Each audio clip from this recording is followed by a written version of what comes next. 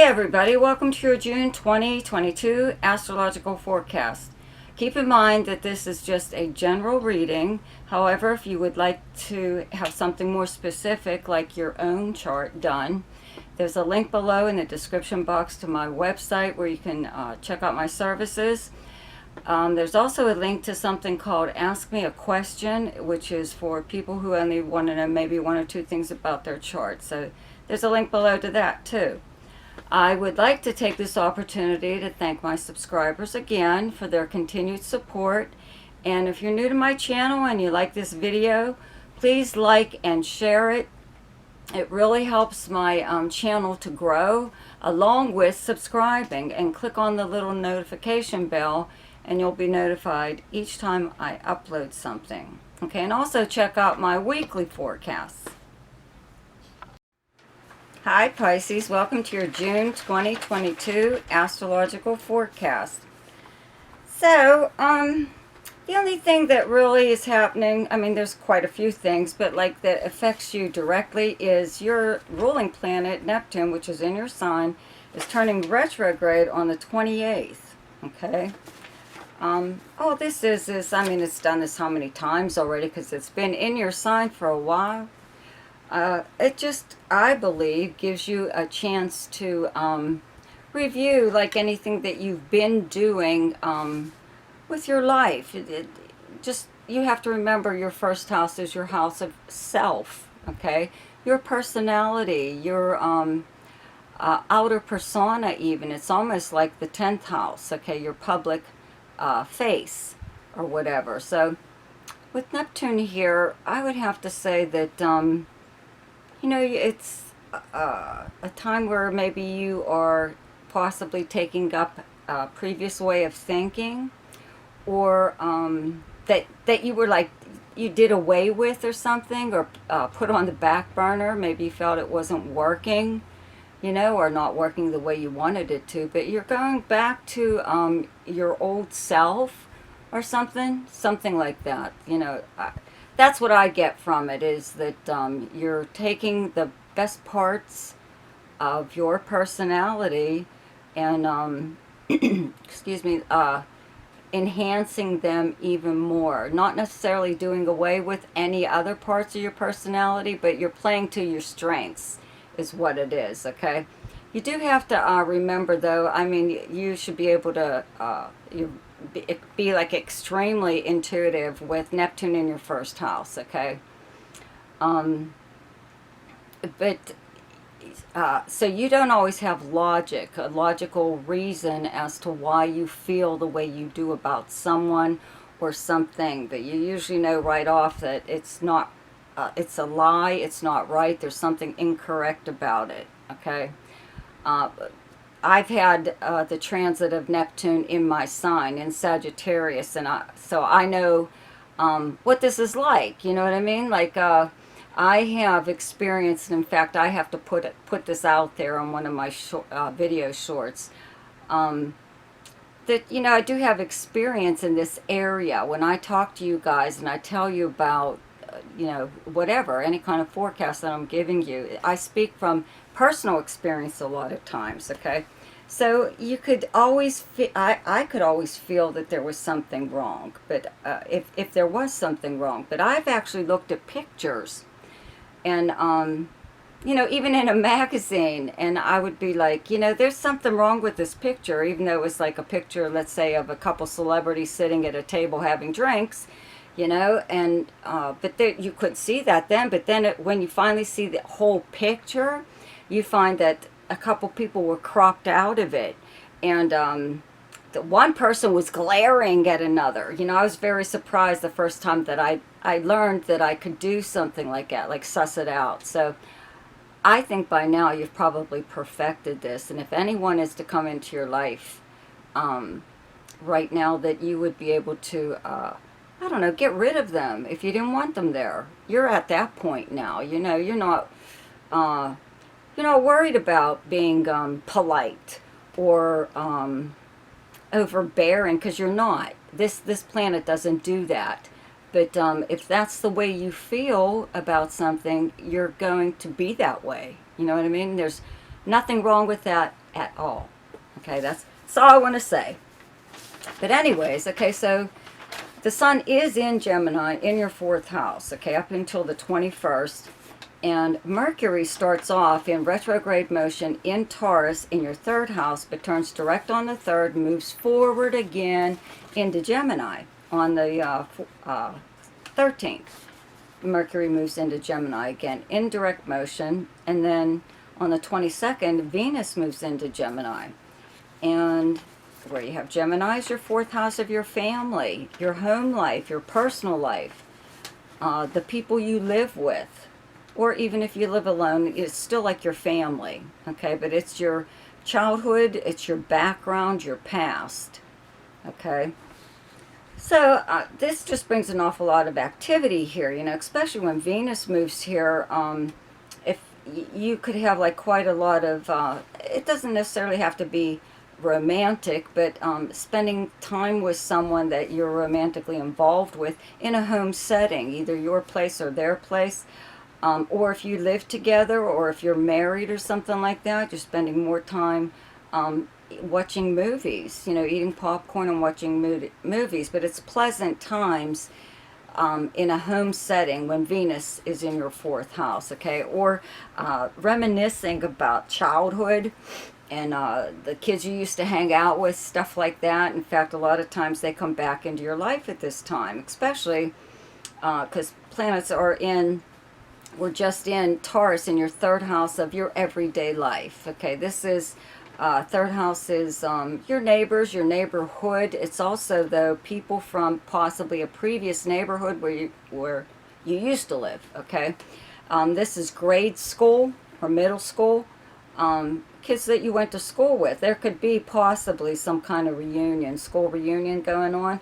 But, you know, you just could have maybe run into somebody while you were out, even just doing errands in your neighborhood, and run into someone that you haven't seen for a really long time that maybe you went to school with. So, could be something like that, but this does bring up a lot of memories about your past, your childhood, and the people you used to hang out with even then.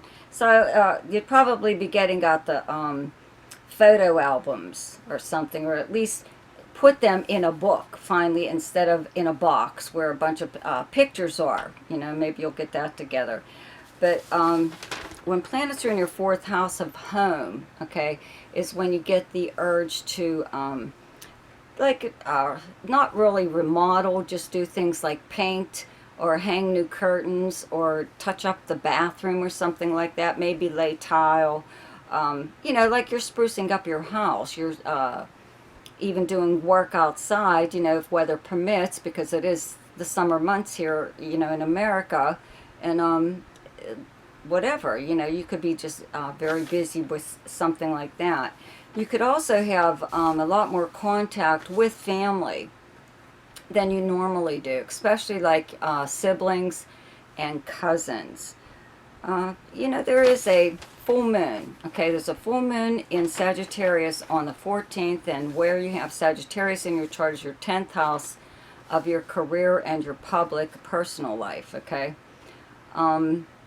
Your 4th house is your personal life. Your 10th house is your public life. But it's how you're known by reputation, professionally and personally. So when there's a full moon here in your most public house, it's not like a very big deal, I don't think. Usually what happens is a full moon is there to bring an issue, something that's turned into an issue already that needs to be dealt with. So it can be done away with, right? And everyone can go, you know, they're on their merry way. So this is occurring in your house of your career, okay, or your social status even. So it just usually means that, you know, you might have to, you could be at home enjoying yourself and you might get called into work to handle some kind of crisis. Or you were planning on having a day off, or this day, a certain day, to do something with your family, or something personal, and you have to work instead. That's all. You know, you have to take care of some kind of minor crisis that's occurring in the workplace or in your career, and you put your personal life on the back burner for like a day or so. Not a very big deal, actually. Okay, so The sun moves into Cancer on the 21st, and there's a new moon in Cancer on the 28th in your 5th house, where you have Cancer, 5th house of fun and romance, okay, and speculation and entertainment of any kind, sports, activities like dancing, playing sports even, not just watching them. But anything to do with children, too. Playing children's games, or maybe doing more with children. If you write at all, if you're a writer, maybe you're writing a children's book. You know, this is also the house of creativity. So this could be you could have this desire to just, I don't know, paint something at this time. A lot of times, maybe you don't feel like it, you know, but when planets are in your 5th house, you get this little bit of an urge, at least, to do something creative. That way you can at least pat yourself on the back for trying. You know, it doesn't matter if something becomes of it, you know, just so long as you feel creative at this time, right? The new moon, though, is a new beginning in this area. So this is the house of romance. Maybe you are beginning a new romance, or you're just in the early stages of maybe you've just met someone and you're really taken with them. Maybe on this day, around this new moon, you've realized that that this is the person for you. You know, it could be something like that. If you are involved in anything creative, this could be the day that you have kind of like a breakthrough or something, you know, in regards to maybe being stuck, or not knowing which step to take next in your project. You know, something could just, some kind of idea could come to you that finishes your project, okay? Let's see. Also, with all this stuff going on in your 4th house and all that, and your 3rd, a little bit before that, it's not real big, but it could be that you are welcoming a child into your home. Usually when excuse me, Jupiter is in your 5th house, is when babies kind of appear, okay? You know, you end up, somebody's pregnant or something or other, and Jupiter isn't here right now. It's in your 2nd house of income. So, but I feel for some reason that or even just like a younger person maybe entering your life that plays a bit of a, kind of like a big role in your life somewhere down the line. Okay, so that's pretty much it, except for one more planet. Saturn is turning retrograde, okay, on the 4th. It's in Aquarius in your 12th house, okay? The 12th house, you're the natural ruler of the 12th house, right? But the 12th house is many things. It is called the house of self-undoing, okay? Having Saturn here does all of a sudden bring fears up from your subconscious mind. You know, you could be having some pretty weird dreams or depressing dreams, or just wondering where depression is coming from, even in a waking state. You know, why are you so negative? But that's why, because that isn't really you. It's just that this planet's here, okay? It's been there for a while, so if you've been feeling that way, that's why, okay? With it being retrograde, though, you could realize this finally, you know, that this isn't you. You know, whatever it is that you're thinking, or whatever you were thinking, isn't true. You know, you're just either being too hard on yourself, or you're around negative people, I think is what it is. And that they're feeding this, it's like an insecurity, but you're not really insecure, if that makes any sense, okay? But having this planet transiting in your 12th house does make you feel that way, okay? It makes you doubt yourself. And there's lots of people could take advantage of that. They may be able to like suss that out, that that's the way you feel on certain things, you know, sometimes about yourself, and they could really try to take advantage of you, or play up that that part of you that's like kind of negative and scary, whatever. That's whatever, some kind of fear that you've never had before usually comes along when Saturn comes here. I always say, you know, you're a water sign, maybe you're one of those people that are just love water. You know, you're in the pool, the ocean, you live for it. You know, water, water, let's swim. And then all of a sudden you're afraid to swim. You're afraid to go in the water because now you have a fear of water. Where's that coming from? Nowhere. Absolutely nowhere. So it's not real. Just keep that in mind. Okay, so when this planet turns retrograde, which it has how many times already, I'm sure you give yourself a good talking to and you realize that it is just a thought. It's not how things are. Okay. So the best time to do things each month is when the moon is in your own sign, and the moon is in Pisces on the 18th, 19th, and 20th. The best time to lay low is when the moon is in your opposite sign, and your opposite sign is Virgo, and those dates are the 6th, 7th, and 8th. The best time for romance, recreation, creativity, fun, any kind of speculation or gambling, and anything to do with children is the 1st, 2nd, 3rd, 14th, 15th, 16th, 28th, 29th, and 30th. The best time for money is the 8th, 9th, 10th, 21st, 22nd, and 23rd. The best time for your career is the 12th, 13th, and 14th.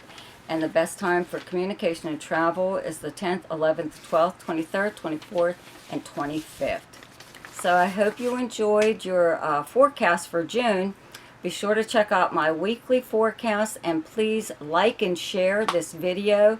And if you haven't subscribed to my channel, please do so, and remember to click on the notification bell and you'll be notified each time I upload something. Goodbye.